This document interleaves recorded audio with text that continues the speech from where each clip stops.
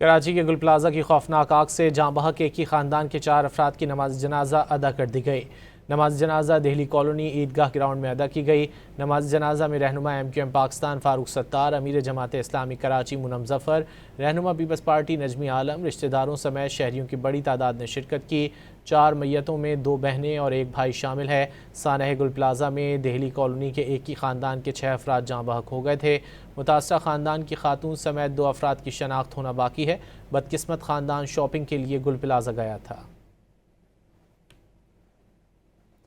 کراچی کے گل پلازہ کی خوفناک آگ سے جاں بحق ایک ہی خاندان کے 4 افراد کی نماز جنازہ ادا کر دی گئی ہے۔ نماز جنازہ دہلی کالونی عیدگاہ گراؤنڈ میں ادا کی گئی ہے۔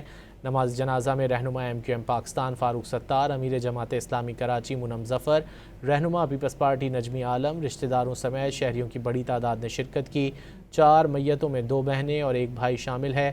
سانحہ گل پلازہ میں دہلی کالونی کے ایک ہی خاندان کے 6 افراد جاں بحق ہو گئے تھے۔